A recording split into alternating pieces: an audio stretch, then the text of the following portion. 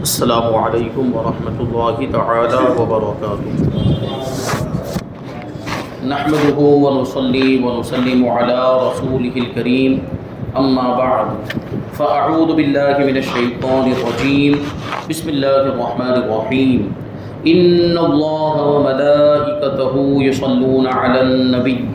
یا ایہا الذین آمنوا صلوا علیہ وسلموا تسلیما اللہم صل علی سیدنا ومولانا محمد معدن الجود والکرم وآلہ الکرام وابنہ الکریم وبارک وسلم صلاۃ وسلاما علیک یا رسول اللہ صلی اللہ تعالی علیہ وسلم۔ حدیث نمبر 23 کا درس ہے جو نعت خوانی کے اہتمام کے بارے میں ہے۔ عن عائشہ قالت کان رسول اللہ صلی اللہ علیہ وسلم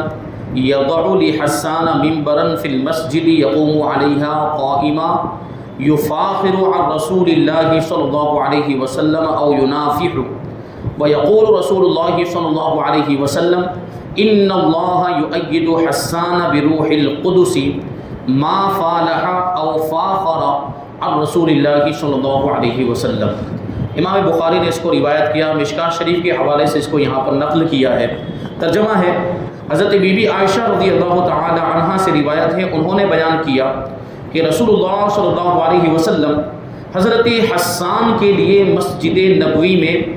منبر رکھتے تھے اور حضرت حسان اس پہ چڑھ کر کھڑے کھڑے رسول اللہ صلی اللہ علیہ وسلم کی شان کے بارے میں فخریہ اشعار پڑھتے تھے، یعنی حضور کی نعت بیان کرتے تھے، حضور کی خوبیاں بیان کرتے، یا حضور پاک صلی اللہ علیہ وسلم کی طرف سے مشرکین کی حجو کا جواب دیا کرتے تھے۔ حجو کا مطلب کیا ہوتا ہے؟ برائی کرنا،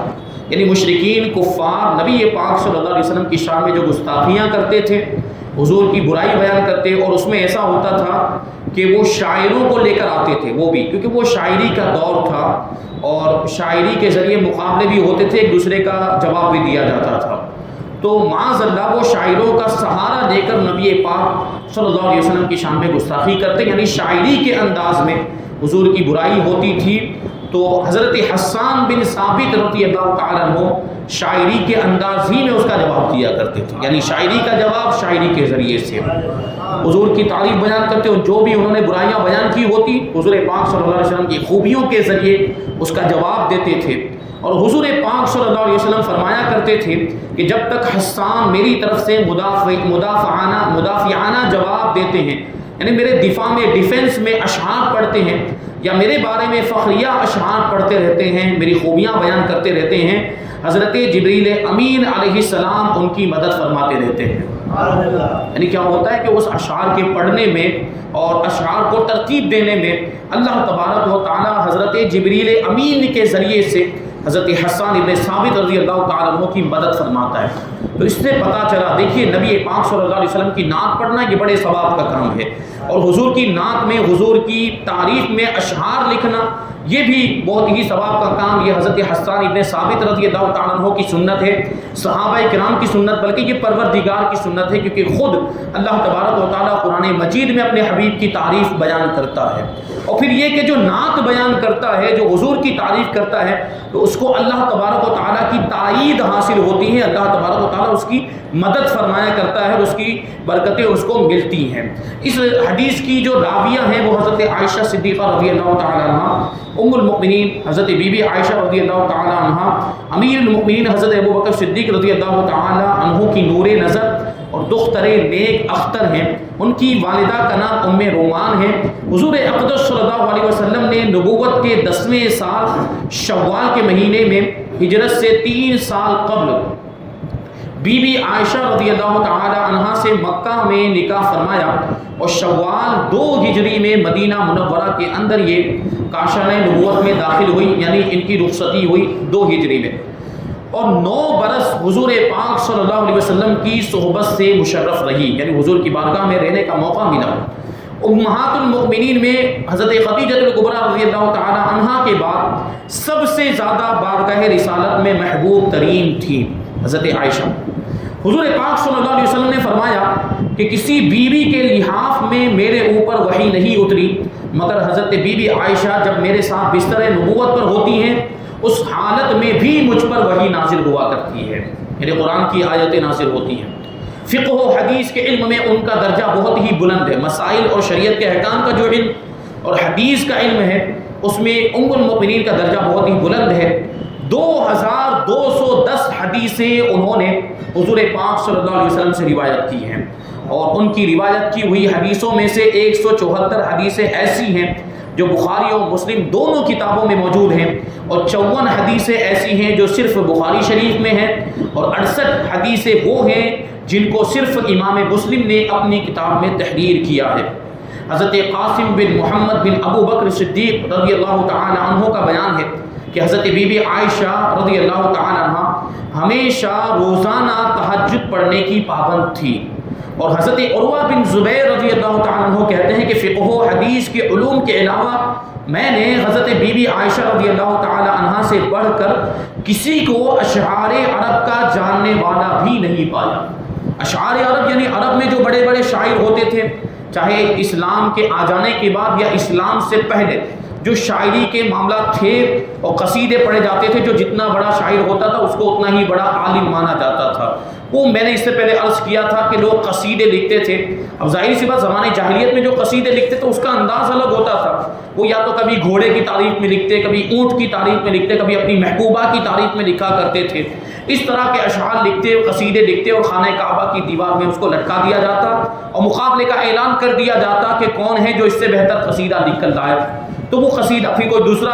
اگر کوئی شاعر اس سے اچھا قصیدہ لکھ دیتا تو پھر اس کو پہلے والے کو اتار کر دوسرا والا قصیدہ لٹکا دیا جاتا تھا۔ اس طرح کے معاملات ہوتے تھے، اور اشعار کے ذریعے سے لوگ ایک دوسرے پر فخر کیا کرتے تھے، اور فصاحت و بلاغت کا بڑا معاملہ تھا۔ اشعار کے ذریعے سے فصاحت و بلاغت یعنی زبان کی خوبیوں کا بڑا دورہ تھا، تو وہ اشعار جن کو زیادہ یاد ہوتے ہیں وہ اتنا ہی بڑا عربی کا ماہر مانا جاتا۔ تو ام المؤمنین حضرت عائشہ صدیقہ رضی اللہ تعالی عنہ بھی اشعار عرب کی بہت زیادہ جاننے والی تھی، جبکہ خواتین کا اس سے زیادہ تعلق نہیں ہوتا تھا۔ زیادہ تر مرد لوگ ہی اس میں حصہ لیتے تھے، خواتین بھی حصہ لیتی تھی لیکن کم حصہ لیتی تھی۔ اس کے باوجود ام المؤمنین حضرت عائشہ صدیقہ رضی اللہ تعالی عنہ یہ اشعار عرب کی بڑی جاننے والی تھی کہ کون سے شاعر نے کون سا شعر کہا ہے، کس بارے میں کہا، کس موقع پر کہا ہے، وہ سب ام المؤمنین حضرت عائشہ رضی اللہ تعالی عنہ کے علم میں ہوا کرتا تھا۔ آپ کے شاگردوں میں صحابہ اور تابعین کی ایک بہت بڑی جماعت ہے۔ 17 رمضان شب سہ شنبہ یعنی منگل کی رات 57 ہجری میں یا 58 ہجری میں مدینہ منورہ کے اندر آپ کی وفات ہوئی۔ حضرت ابو ہریرہ رضی اللہ تعالی عنہ نے آپ کی نماز جنازہ پڑھائی، اور آپ کی وصیت کے مطابق رات میں لوگوں نے آپ کو جنت البقیع کے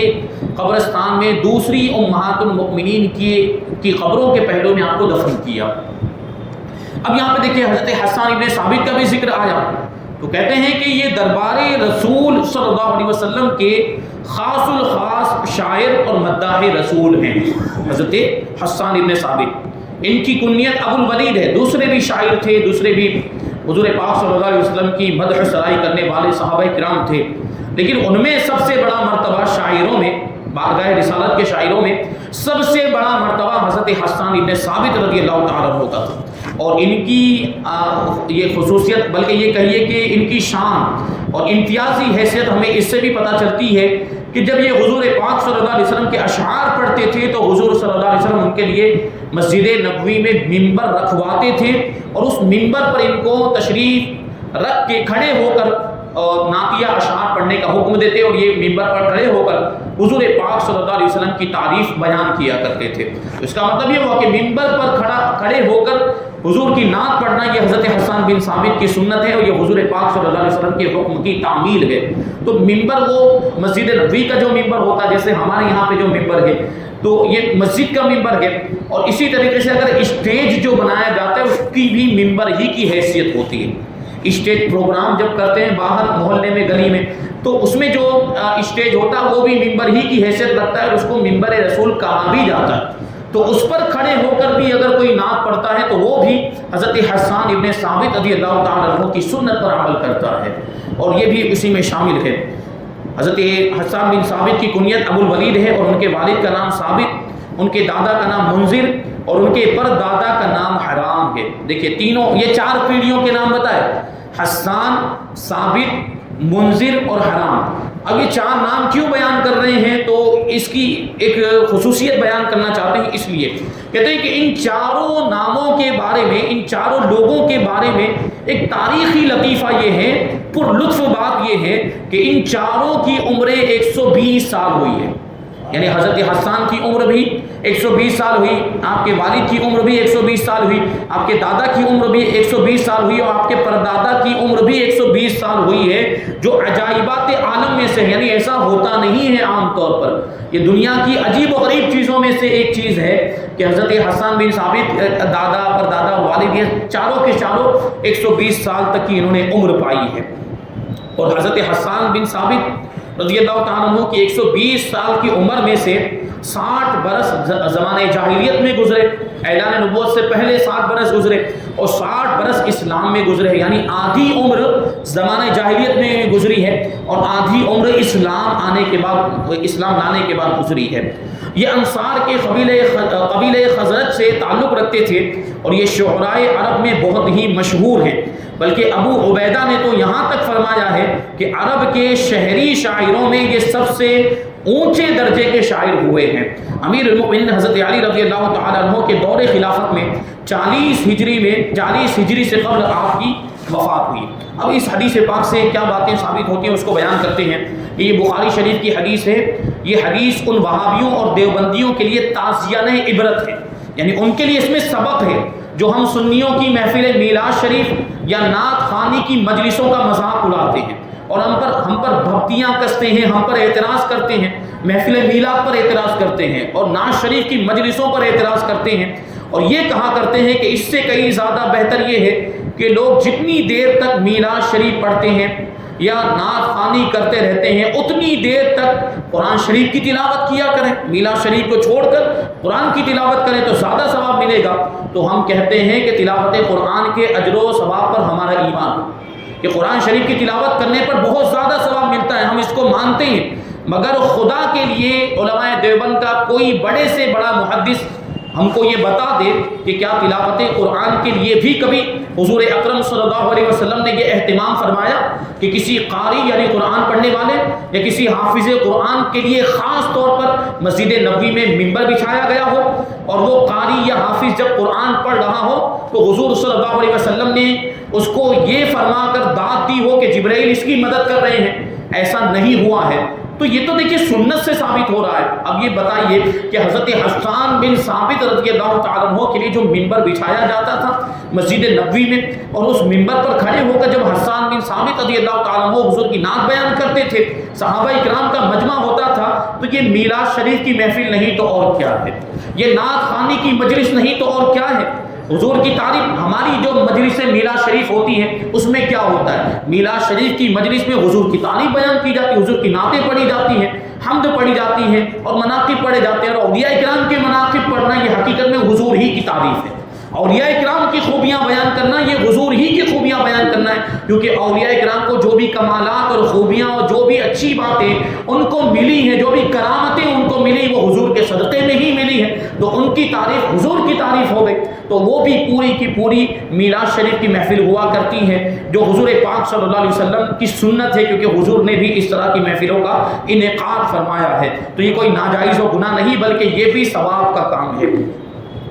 دوسری بات، مصنف علیہ رحمہ فرماتے کہ مجھے امید ہے کہ اگر یہ لوگ بخاری کی اس حدیث کو دیدہ عبرت سے دیکھیں گے، یعنی عبرت کی نگاہوں سے دیکھیں گے اور ان میں نور سعادت کی ادنا سی بھی کرن موجود ہوگی، تو انشاءاللہ ان کے سینوں کے بند دروازے کھل جائیں گے اور وہ میلاد شریف اور نعت خوانی کی اہمیت کا اعتراف کر کے یا تو خود بھی ان محفلوں کو سنت سمجھ کر ان میں شرکت کرنے لگیں گے یا کم از کم ان محفلوں کی برائی اور مذاق اڑانا چھوڑ دیں گے. اور اگر خدا نخواستہ ان کے دلوں پر شقاوت اور بدبختی کی مہر لگ چکی ہے، جب تو یہ حدیث کیا پوری حدیثوں کے دفتر اور پورا قرآن بھی ان کے لیے ذریعہ ہدایت نہیں بن سکتا ہے.